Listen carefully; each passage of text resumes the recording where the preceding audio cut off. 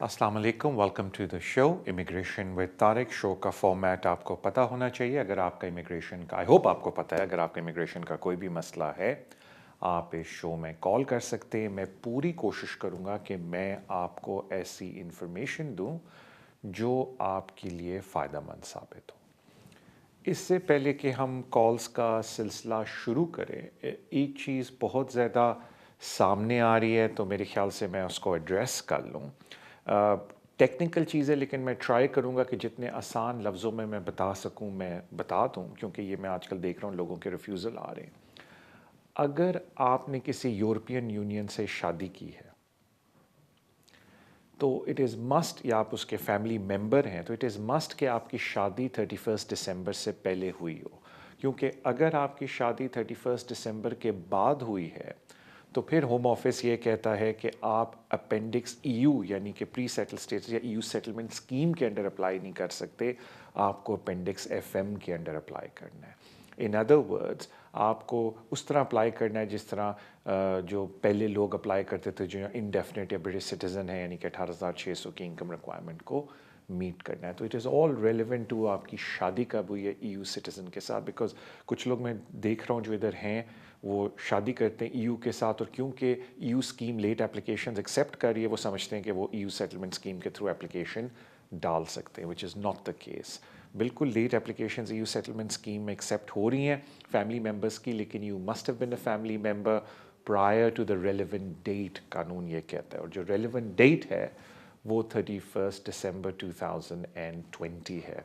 कुछ लोग बिल्कुल ये कहते हैं कि जी हमारी शादी पहले हो जाती अगर कोविड ना होता तो हमारे पास सारा सबूत है। अनफॉर्चुनेटली होम ऑफिस ने अभी तक कोई ऐसी पॉलिसी नहीं निकाली कि अगर आपकी शादी कोविड की वजह से 31 दिसंबर से पहले नहीं होती तो हम उसको फॉरगो कर देंगे और हम आपको यूरोपियन ईयू स्कीम के तहत रेजिडेंट कार्ड दे देंगे। अभी तक होम ऑफिस ने कोई ऐसी पॉलिसी नहीं निकाली। तो अनफॉर्चुनेटली जिन लोगों की शादी 31 दिसंबर से पहले नहीं हुई है उनको अपेंडिक्स एफएम के अंडर एप्लीकेशन डालनी पड़ेगी, ऑल तो उनके स्पाउसेस ईयू सेटलमेंट स्कीम के ऊपर इस मुल्क के अंदर है। सो मैंने कोशिश की थी कि बड़े सिंपल वर्ड्स में इसको समझा दूं क्योंकि काफ़ी लोगों को इसके अंदर प्रॉब्लम हो रही है।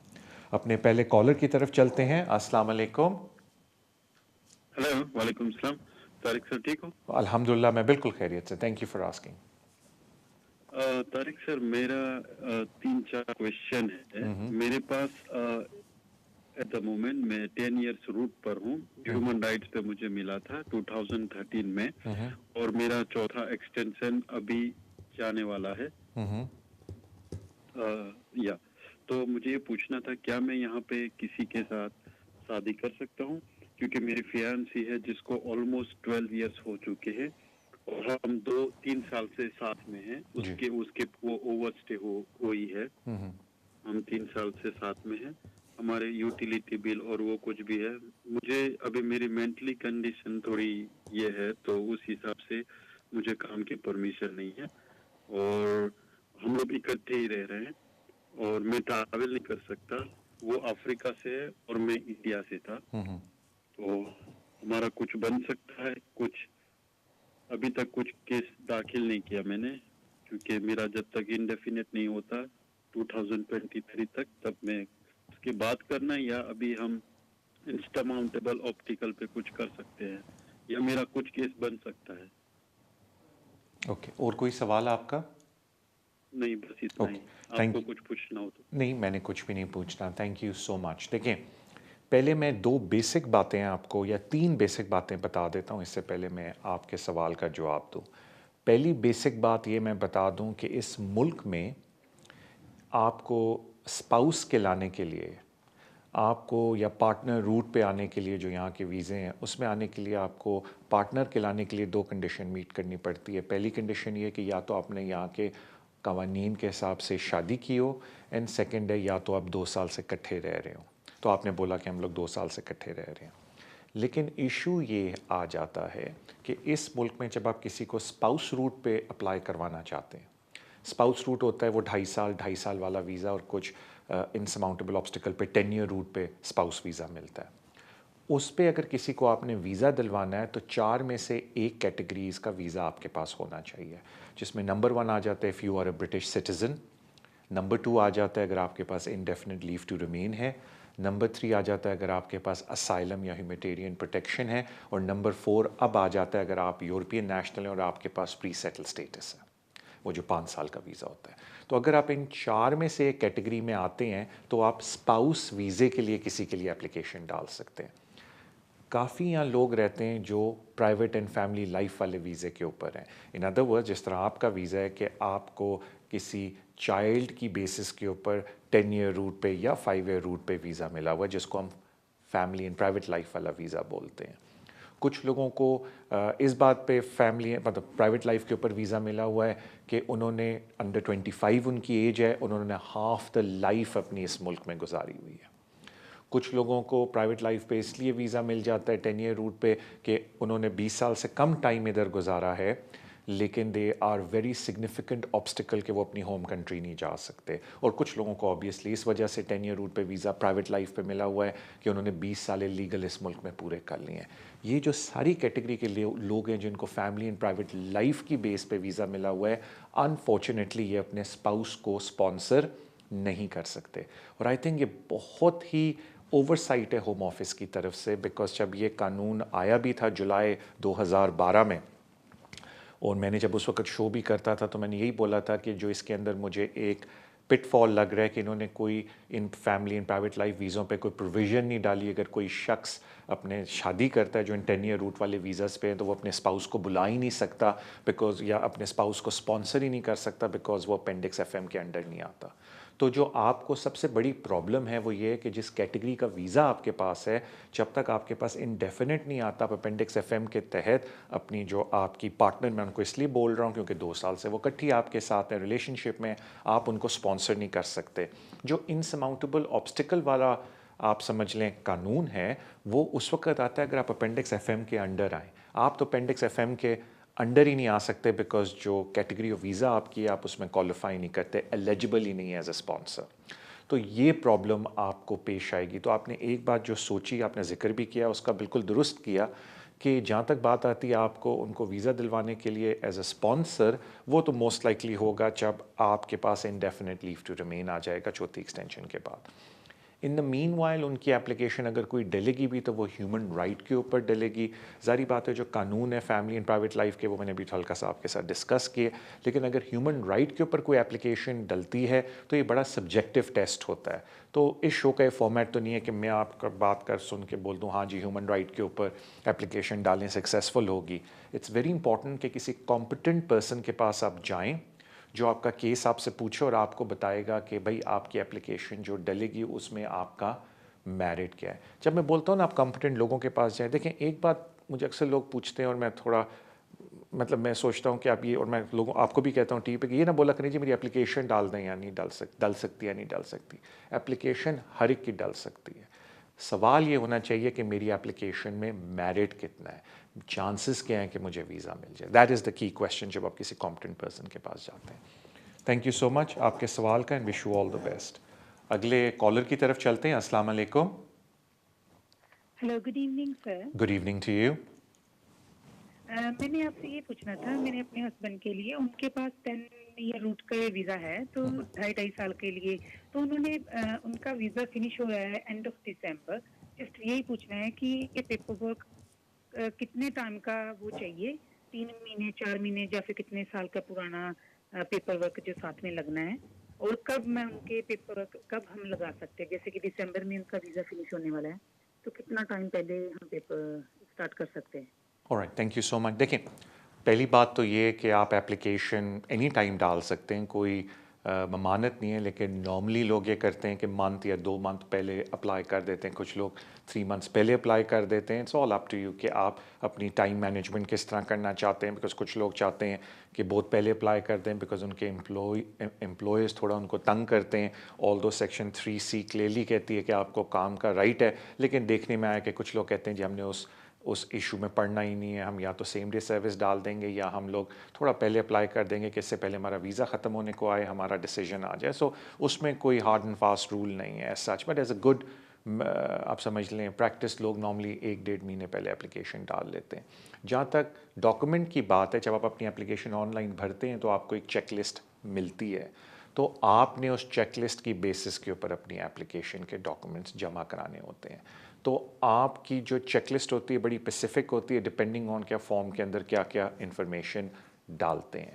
تو اور بڑی کلیئر چیک لسٹ ہوتی ہے, تو گھبرانے کی بات نہیں. جب آپ فارم کمپلیٹ کریں گے چیک لسٹ آئے گی, اس چیک لسٹ میں کلیئرلی لکھا ہے کہ کون کون سے ڈاکومنٹ آپ نے جمع کرانے ہیں. کیونکہ پروسیس یہ ہوتا ہے کہ آپ آن لائن اپلیکیشن جمع کراتے ہیں, پہلے جس ڈیٹ کو آپ اپلیکیشن جمع کراتے ہیں فیس پے کر دیتے ہیں, یا اگر آپ کو فی ویور ملا ہوا ہے جس دن بٹن پریس کر کے اپلیکیشن کا فی ویور کا بٹن دباتے ہیں یا فی ویور یا فی پے کر دیتے ہیں, اس دن اپلیکیشن جمع ہو جاتی ہے. پھر آپ کے پاس رفلی 40-45 ڈیز ہوتے ہیں جس کے اندر آپ نے اپوائنٹمنٹ بک کرنی ہے جہاں فنگر پرنٹس کرتے ہیں اور اپنے ڈاکومنٹس وہاں لے کے جاتے ہیں. یا آپ اس اپوائنٹمنٹ میں جو آپ نے جب بھی بک کرنی ہے آپ اپنے ڈاکومنٹس لے کے جا سکتے ہیں. They charge about on average 51-60 pounds کے وہ آپ کے ڈاکومنٹ اسکین کر دیتے ہیں. اور اگر آپ نے وہ پیسے نہیں دینے تو آپ خود ڈاکومنٹس اپلوڈ کر سکتے ہیں جو تھرڈ پارٹی ویب سائٹ ہے اس کے اوپر, کیونکہ آپ کہیں بھی کوئی اوریجنل ایز سچ ڈاکومنٹس نہیں جاتے, صرف آپ نے جا کے دکھانے ہوتے ہیں اس تھرڈ پارٹی کے پاس.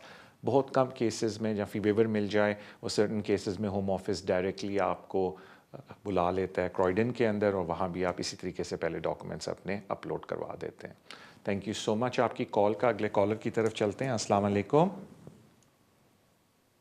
وعلیکم السلام. طارق صاحب بات کر رہے ہیں؟ جی بالکل, اپنا سوال پوچھیں. جی میرا نام عابد نیاز ہے, میں ہڈرس فیلڈ سے بات کر رہا ہوں. جی ہڈرس فیلڈ سے. جی جی اچھا, میں نے یہ پوچھا, میرا ہے 4 فیبروری کو میری ایکسپائری ہے یہ ویزے کی. میں ہے 10 ایئرس روٹ پہ ہوں میں, ٹھیک ہے جی, میری ایکسٹینشن ہے یہ. تو میرا ایکسپائری ہے 4 فیبروری میری ایکسپائری ہے, ٹھیک ہے.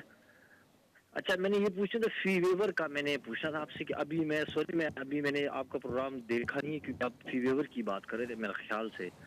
تو آپ ذرا بتا سکتے ہیں کہ میں مطلب فی ویور کب تک اپلائی کر سکتا ہوں اس دن سے پہلے, کیونکہ میرا 4 فیبروری کو میرا ایکسپائری ہو رہا آلرائٹ, تھینک ہے you. Visa. Thank you so much آپ کی کال کا. اگر آپ میرے پرانے شو آپ نے نہیں دیکھے تو میں جنرلی لوگوں کو بولتا ہوں کہ پلیز ایٹ لیسٹ 2 سے 2.5 مہینے پہلے فی ویور اپلائی کر دیں. ان دا پاسٹ میں لوگوں کو کہتا تھا بے شک 1 مہینہ پہلے 1.5 مہینہ پہلے فی ویور اپلائی کر دیں, کیونکہ 2 ویک میں ڈیسیجن آ جاتے تھے. لیکن اب ہوم آفس کافی ٹائم لے رہا ہے بیکاز آف آئی تھنک ایک تو یہ کہ کووڈ کی وجہ سے پریشر بہت ہے ان کو کام کا, اینڈ آئی تھنک لوگوں کو تھوڑی سی نالج آ گئی ہے.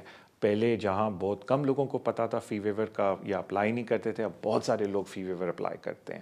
تو پریشر ہوم آفس کے پاس آ گیا, تو اس لیے بڑے آرام سے 6 to 7 ویکس لگ جاتے ہیں فی ویور کا ڈیسیجن آنے میں منیمم. تو لوگوں کو میں یہی بولتا ہوں کہ ایٹ لیسٹ 2 مہینے کا گیپ دیں فی ویور کے لیے, اور پاسبلی 6 مطلب 2.5 مہینے کا گیپ, لیکن 2 کا تو ایٹ لیسٹ دیں. تو اگر آپ کا فیبرری میں ویزا ہے تو 2 مہینے پہلے کریں تو آلموسٹ دسمبر کا پیریڈ آ جاتا ہے. تو اینی ٹائم ناؤ اگلے 3-4 ویکس میں پلیز اگر آپ اپنا فی ویور ڈال دیں تو پھر یہ ہوگا کہ موسٹ لائکلی اینڈ آف جنوری آپ کا, یا maybe if you lucky end of December decision آ جائے گا. اینڈ ہوپ فلی اگر آپ کے فیور میں ہوتا ہے دین دے گیو یو 10 ورکنگ ڈیز جس کے اندر آپ نے اپلیکیشن ڈالنی ہوتی ہے. تو that brings you very much in line which جب آپ نارمل بھی اپلیکیشن منتھ پہلے اپنی ڈالیں گے یا 10-15 دن پہلے. تو as a rule of thumb کوئی ہارڈ اینڈ فاسٹ رول نہیں ہے, لیکن میں لوگوں سے ریکویسٹ یہ کرتا ہوں کہ 2 سے 2.5 مہینے فی ویور کو دیں, ایٹ لیسٹ 2 months تو منیمم دیں فی ویور اپلیکیشن کو. Wish you all the best sir. اگلے مجھے بتایا جاتا ہے کہ ابھی ہمارا بریک کا ٹائم ہے. آئی ڈو اپولوجائز, میں پہلے کال لینے لگا تھا لیکن میرے خیال سے we might as well go on a break. Break پہ جانے سے پہلے thank you so much for your love and support جو آپ سوشل میڈیا پہ ہمارے شو کے چینل کو دیتے ہیں. Please keep doing that. ان شاء اللہ تعالیٰ let's go on a break. Break پہ واپس آ کے I take some more of your calls, اور میں پوری کوشش کروں گا کہ we have a meaningful conversation. So ان شاء اللہ تعالیٰ see you after the break.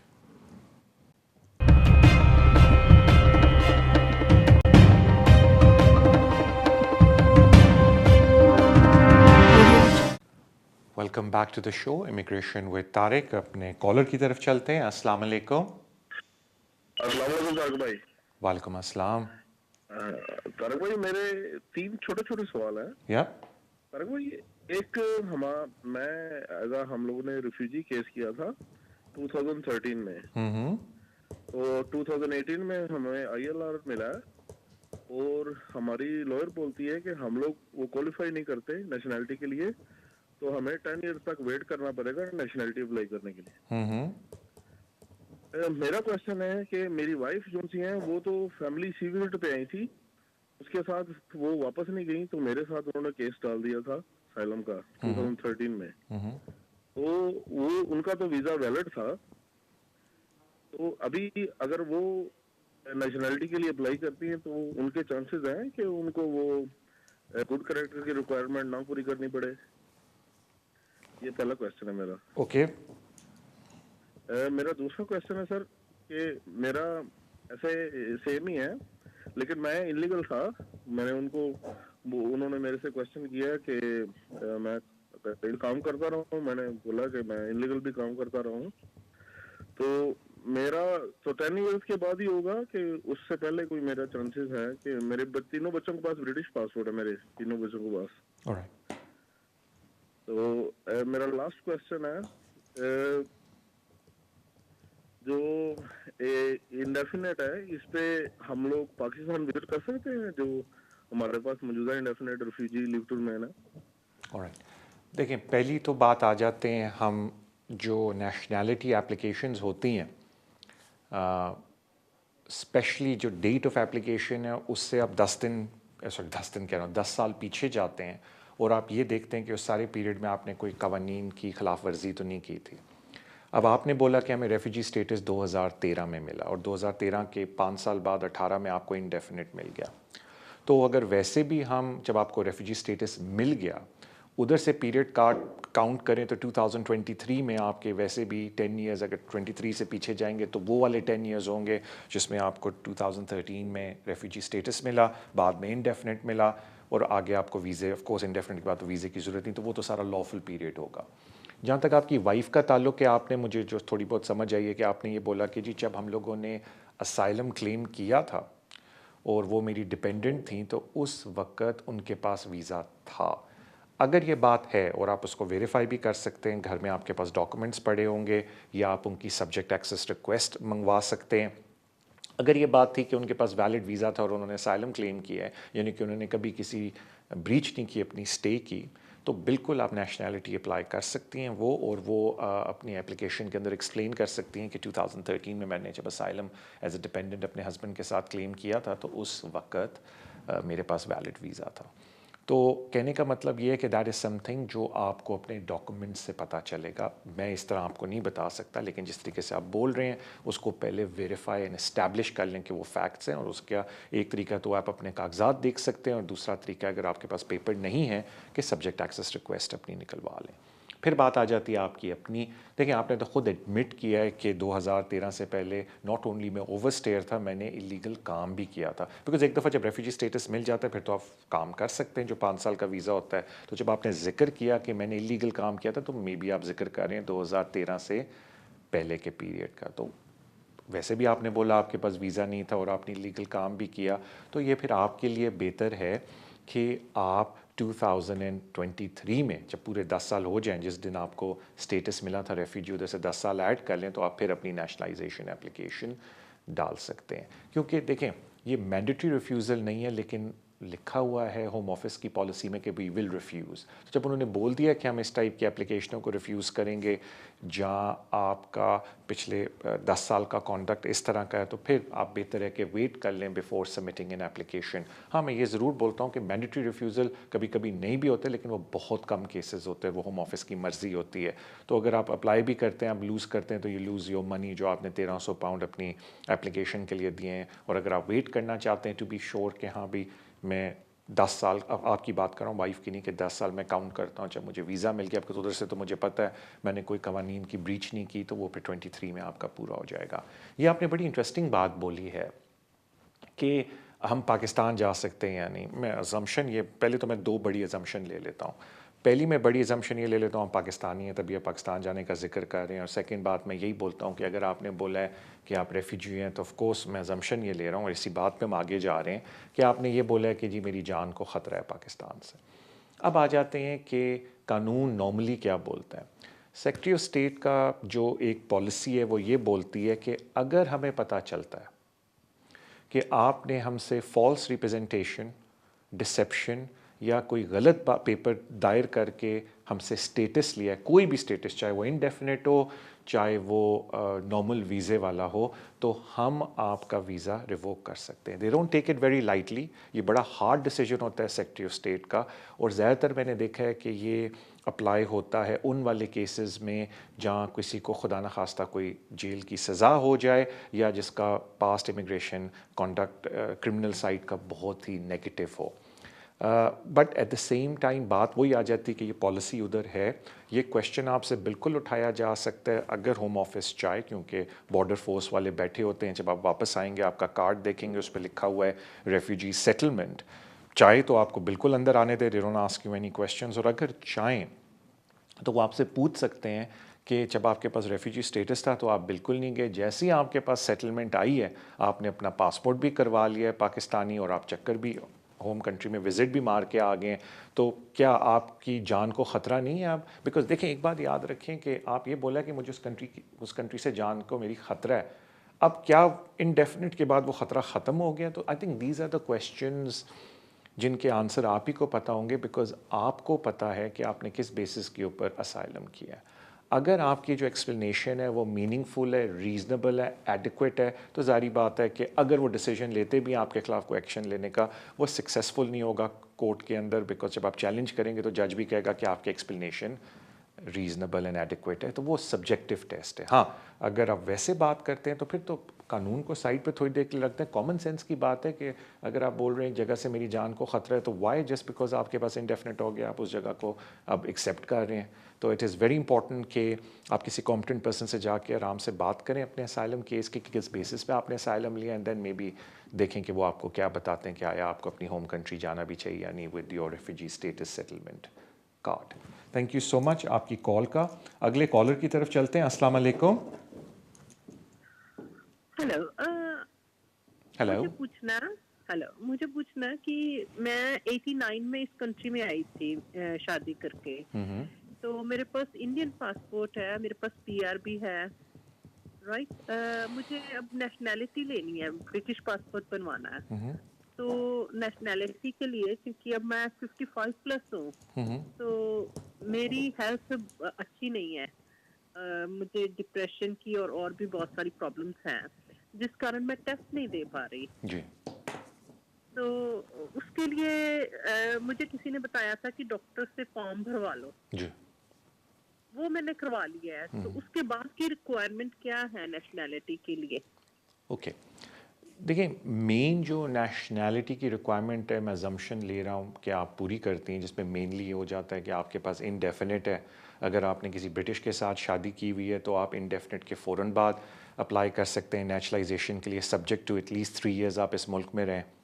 और अगर आपकी ब्रिटिश के साथ शादी नहीं है तो आपको इंडेफिनिट के बाद 1 साल मिनिमम वेट करना पड़ता है और फिर आप अप्लाई करते हैं अपने नेचुरलाइजेशन के लिए। सो क्वालिफाइंग पीरियड काउंट होता है नेचुरलाइजेशन का 3 ईयर पीरियड या 5 ईयर पीरियड। ज़्यादातर लोग अब 5 ईयर पीरियड के अंदर ही आते हैं, बिकॉज अब स्पाउस वीज़े सारों के आप समझ लें 2012 के बाद वो 2.5 साल के हो गए थे, 5 साल वाले में, तो अब सारे पुराना वाला सिस्टम तो सारा ख़त्म हो गया, तो तकरीबन हर कोई 5 ईयर पीरियड में ही आता है।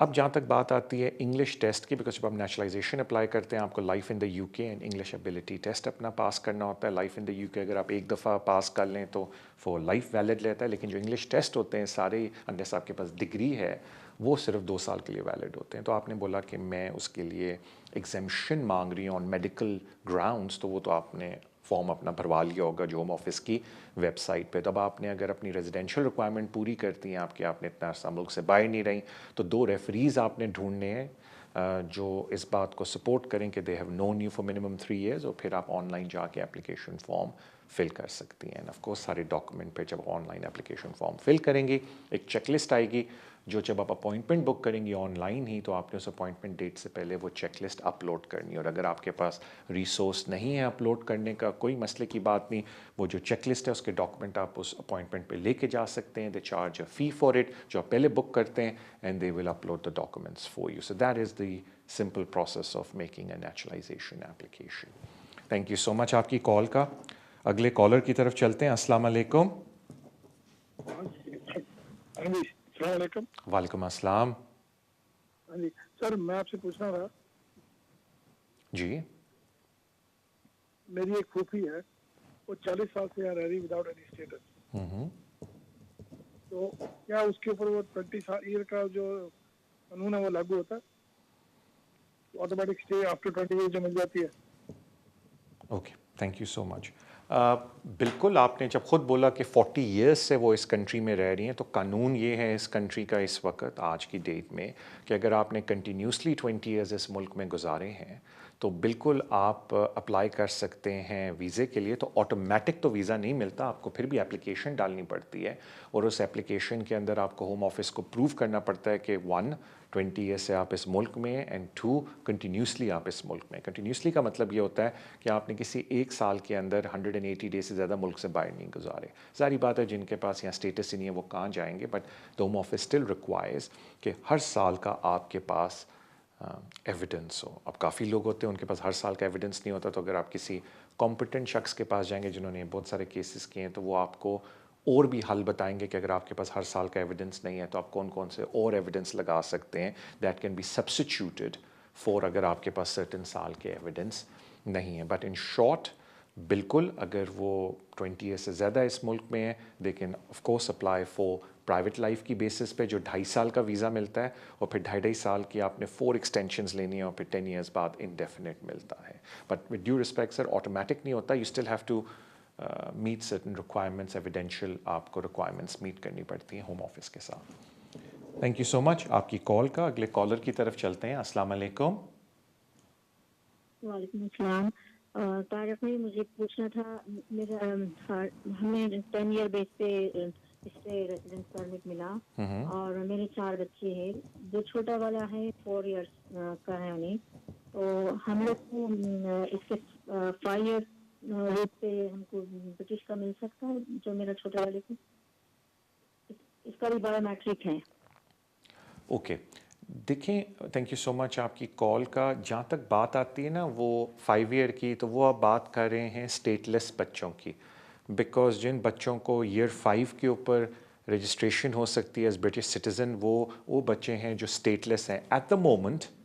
मैं इस पर एक बड़ी इंटरेस्टिंग बात एक सेकंड में बताता हूँ, बट एट द मोमेंट आज की तारीख़ में सिर्फ इंडियन बच्चों के लिए अलाउड है कि वो स्टेटलेस एप्लीकेशन डाल सकते हैं। तो वो जब 5 साल के हो जाते हैं, आपको इंडियन हाई कमीशन से एविडेंस लेना होता है कि जी दे आर नॉट रजिस्टर्ड हमारे साथ। वो एक है एप्लीकेशन डालनी पड़ती है और वो उसका जवाब दे देते हैं इंडियन हाई कमीशन वाले। It's a straight forward process, और उसके बाद आप ये एप्लीकेशन डाल सकते हैं स्टेटलेस की, सब्जेक्ट टू कि बच्चे के पास ऑलरेडी इंडियन हाई कमीशन में आपने रजिस्ट्रेशन नहीं करवाई हुई। तो ये इस वक्त जिन्होंने ऑप्शन दिया ये उन बच्चों के लिए दिया है जिनके at least one of the parents is Indian national. एक और मैं आपको इंटरेस्टिंग बात इसमें बता देता हूँ क्योंकि अब ये बात छिड़ी है। 2 बातें। एक बात तो ये कि the home office is already working on it.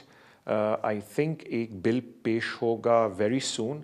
प्रीति पटेल ने आई थिंक वो बिल ऑलरेडी पुट भी किया है फॉरवर्ड, अभी उसकी रीडिंग नहीं हुई तो मैं उसकी डिटेल्स बाद में दूंगा, जिसमें दे आर कंसिडरिंग कि जो स्टेटलेस एप्लीकेशंस हैं उनको थोड़ा सा टाइट कर दिया जाए इस रिजीम को, बिकॉज दे फील कि इस वक्त ये जो अभी हमने स्टेटलेस का ये बनाया हुआ है लॉ, ये बहुत रिलैक्सड है, that is what they feel.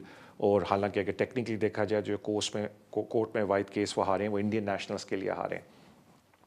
तो कहने का मेरा मतलब ये है कि they are thinking of narrowing down the regime, लेकिन वो लॉ लेजिस्लेशन वो कब तक होता है वो दूर की बात है, so don't worry about that. At the moment you have to be British, आप ब्रिटिश कह रहा हूँ, you have to be Indian parents का आपका बच्चा होना चाहिए एंड उनकी रजिस्ट्रेशन नहीं होनी चाहिए। और एक और जो इंटरेस्टिंग बात मैं बोलना चाह रहा था ब्रिटिश ये स्टेटलेस के ऊपर, अब मुझे बोला गया कि ब्रेक का टाइम में भी आके पहले मैं वो कर लूँगा बात, and then we carry on with the rest of the call. So let's go on a break. Break से वापस आने के बाद इंशाल्लाह ताला let's go on a break right now. Break se wapas aake we'll take some more calls. So I'll see you after the break. Welcome back to the show, Immigration with Tariq. जाने से पहले मैंने break पे जाने से पहले जिक्र किया था कि स्टेटलेस का, उसकी वजह है कि जब ये स्टेटलेस वाली चीज़ आई भी थी और ये कोर्ट ऑफ अपील में केस भी आया था, specially with reference to Indian children, तो मेरा उस वक्त भी व्यू था और अभी तक व्यू है कि पाकिस्तानी चिल्ड्रन भी इस रिजीम स्कोप के अंदर आने चाहिए। बट अनफॉर्चुनेटली इशू ये कि गवर्नमेंट ऑफ पाकिस्तान अभी हेल्प नहीं कर रही। جو پاکستانی نیشنلز ہیں ان کی اس ملک کے اندر جو اوور سٹیز ہیں یا جن کے بچوں کی ابھی رجسٹریشن نہیں ہوئی پاکستان ایمبیسی کے اندر, تو وہ ہیلپ نہیں کر رہی اس کی, کیونکہ اگر پاکستان ایمبیسی ہیلپ کرنا شروع ہو جائے تو وہی والا آپ سمجھ لیں اپلیکیشن جو انڈین بچوں پہ ہو رہی ہے, دیر از میرے خیال سے اسکوپ کے پاکستانی بچوں کے اوپر بھی ہو سکتی ہے, میننگ میں سے پاکستانی بچے جو پاکستانیوں کے یہاں بچے پیدا ہوتے ہیں. But it's a very long winded discussion, اس پہ میری کافی بات چیت بھی ہو سکتی ہے کسی کے ساتھ British and Pakistani high commission میں. So I think that itself is something جو ہم نہ ہی ڈسکس کریں تو بہتر ہے. لیکن میں نے اس لیے اس کا ذکر کیا کہ کچھ لوگوں نے اگر میرے بہت سال پہلے شو دیکھا تو I was pleading to the Pakistan high Commission کہ پلیز ہیلپ کریں پاکستانیوں کی بھی ادھر, بیکاز آئی ٹرولی فیل کہ ان کے بھی بچے جو یہاں پیدا ہوئے ہیں اور ابھی رجسٹرڈ نہیں ہوئے پاکستان ہائی کمیشن کے اندر, they should also fall within this regime. But I think یہ chapter is about to be closed anyway جب یہ قانون چینج ہوگا in the near future. Anyway اگلے کالر کی طرف چلتے ہیں. السلام علیکم. وعلیکم السلام. جی سر. Sir, I've got two questions. Yes. The first one is, I was granted a spouse visa in 2019 June, so which is coming up for expiry in March 2022. So my question was, I was trying to get a job here, and I've not been able to get any job from last 2019 up until now. But between that time, I was traveling back and forth to UAE. When I was granted the UK visa, I was working in UAE, and I still now holding the residency for UAE. Will this be a problem for me to apply for an extension? This is number one. Number two is, obviously my wife is working and we are meeting all the criteria. We have not been taking any benefits or anything. And alhamdulillah, we are financially okay. We don't have any problems, no benefits or nothing to be taken. So do you think I should hire a lawyer to do my application for extension, or I can do it myself? And the traveling that I've done it in between 2019 up until now, will that be an issue? I've not stayed more than a month in a year, like a month to 2 months. I always kept less than 90 days. So will that be an issue? They're going to ask me why did you travel so much while you were not working, how you were funding, or it shouldn't be a concern for me? And having a UAE residency will make a difference to them or not? All right. Thank you so much for your call. A short answer to your question, whether you require legal representation, I think it's for everyone their personal opinion and their personal circumstances. If you feel comfortable filling in an application form, you're comfortable giving an explanation, then you don't need legal representation. If you are uncomfortable filling the form or you're not certain about certain things, then obviously you will seek legal representation. So I think it's a very personal decision to have. I never advocate and say to people, oh, you must go and seek professional help, or you should not go and seek professional help. All I say to people is that if you're not sure of something, go seek adequate help from an adequate professional. And if you feel after listening to them that, no, I think I still need more assistance, then you pay them whatever the fee is to submit your application. It is that simple. So it's not a hard question to answer. It's a very subjective decision. That's that. In terms of application itself, if you meet the financial requirement, which I understand from you do meet, because you said we meet all the requirements, the residency is not an issue when you apply for extensions. The residency may become a matter of concern when you apply for settlement. How that will affect is a separate matter. That is a discussion that has to be had when you complete your 5-year period, and we look at the policy at the time. But as long as you have not broken your continuous residence, there is no hard and fast rule, or we can't give you the indefinite after 5 years. Then after the indefinite stage, when you apply for naturalization, that is when the residency requirement is mandatory. And that is where the calculation of the days you spent outside of the UK is very relevant. So in summary, when it comes to the residency requirement, when you're applying for extensions, it is not that important as long as you were coming and going. You were not completely out of the country. Even if you were completely out of the country and you've come back and made an extension application, there is a very good chance they'll still give you the extension, because a residency is not one of the mandatory requirements. However, when you apply for your settlement visa at the expiration of your 60 months, at that stage, they want to make sure that continuously you've been living in this country. So they will be looking at your entry and exits to establish that continuously you've been living in this country and the continuous residence has not broken. Then after that, when you apply for your naturalization, which if you're married to a British citizen, you may decide to apply immediately when you attain your indefinite leave to remain. At that time, your residency period is mandatory. A certain number of days in the number of years you're claiming you must have been living in the UK, but that's a separate matter. So I wish you all the best. I haven't gone into the detail of the figures or the days you've been in and out of the country. I'm just giving you a very general overview of how the days are calculated and how the days are seen, the residency requirement when it comes to extension, when it comes to indefinite leave to remain, and then when it comes to the naturalization application. So at each stage it goes up a notch, and the most important one is the naturalization. Thank you so much for your call, and I wish you all the best. अगले collar की तरफ चलते हैं. अस्सलाम वालेकुम. वालेकुम अस्सलाम व रहमतुल्लाहि व बरकातहू. जी सर. जी मेरा नाम यूसुफ है. मैं दो सवाल आपसे करना चाहता हूँ. जी यूसुफ भाई. ये सवाल है कि मेरे जानने वाले हैं, उनको 12 साल से ऊपर हो गया यहाँ पे, तो उन्होंने यहाँ पे ब्रिटिश नेशनल से रजिस्ट्रेशन शादी वगैरह कर ली है, लेकिन जो ब्रिटिश नेशनल हैं वो खुद ह्यूमन राइट के ग्राउंड पर उनको वीज़ा मिला था. तो उनका जो ग्राउंड है वो भी थोड़ा सा जो है ना वो मैं कुछ डिस्कस नहीं कर सकता हूँ टीवी पे, जिस ग्राउंड पे उन्हें मिला था. तो उनका क्या पोजीशन हो सकता है? क्या ये पॉसिबल है कि मैं तफसील से आपके साथ ऑफ एयर बात कर सकूँ इस सिलसिले में? अच्छा जी, थैंक यू जी. और अगर आपका कोई और सवाल नहीं है, देखें जहाँ तक बात होती है कॉम्प्लिकेटेड कम्प्लेक्स मैटर्स की, तो मैं आपको यही रिक्वेस्ट करूँगा कि आप किसी भी एडिक्वेट पर्सन के पास जाके उनसे प्रॉपर बैठ के मशवरा करें. आई थिंक सोशल मीडिया पे हमारे चैनल पे इनफ इंफॉर्मेशन है कि आप वैसे भी पता कर सकते हैं कि आप मुझसे कैसे अपॉइंटमेंट बुक कर सकते हैं. तो I won't not go into detail over there.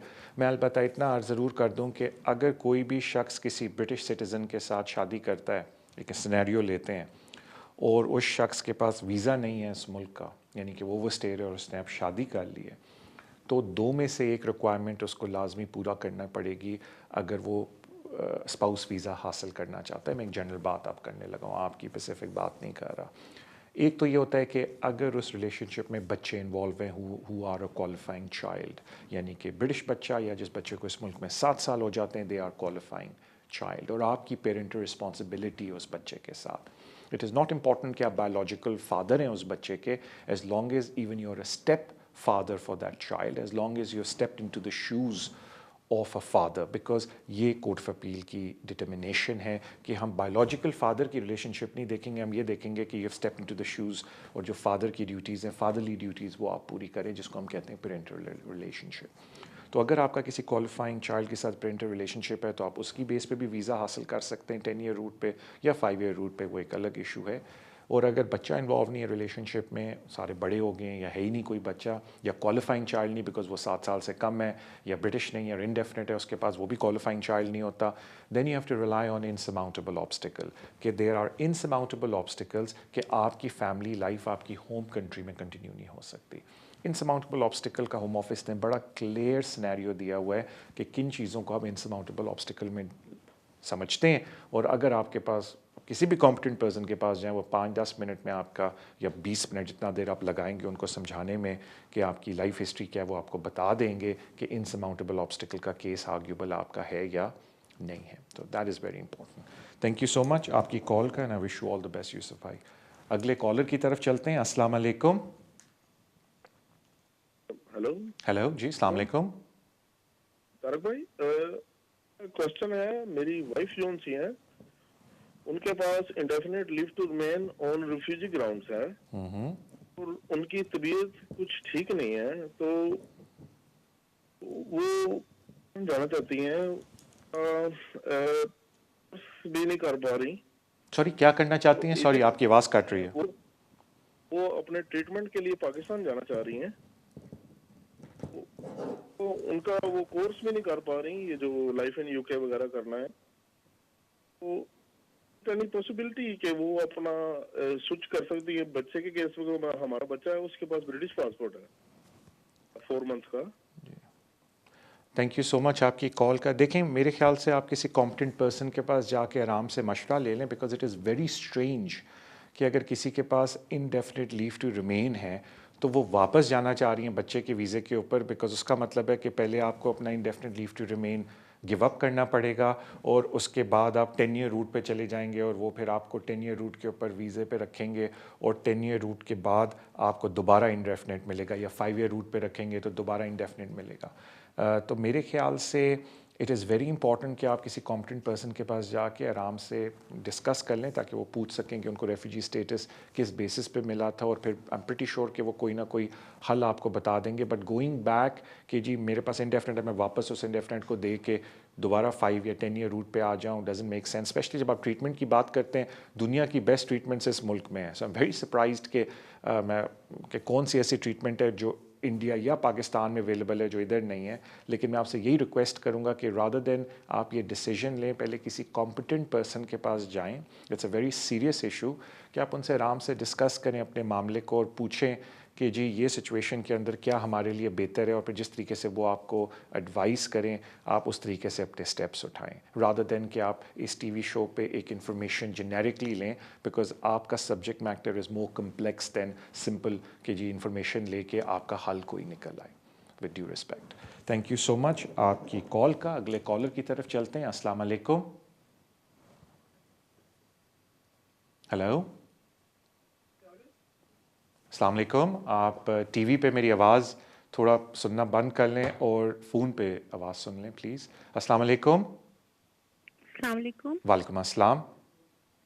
Tariq साहब बात कर रहे हैं? जी जी, अपना सवाल पूछ लें। जी, मेरा आपसे एक क्वेश्चन था, मैं पूछ रही हूँ ये वर्क परमिट के बारे में। जी जी, तो आप बता सकते हैं ये वर्क परमिट किस किस को, मतलब कौन कौन से उसमें बुला सकते हैं? अब उसको स्किल्ड वर्कर बोलते हैं, लेकिन मैं समझ गया आपका मतलब क्या था। आप किसी को भी बुला सकते हैं बिकॉज उन्होंने बार को बहुत कम कर दिया है, और एक होम ऑफिस की वेबसाइट पे अपेंडिक्स स्किल्ड वर्कर है, अगर आप उसको जाके देखें तो उस पे उन्होंने हर तरह से जॉब की कैटेगरी लिखी हुई है कि इन लोगों को आप बुला सकते हैं।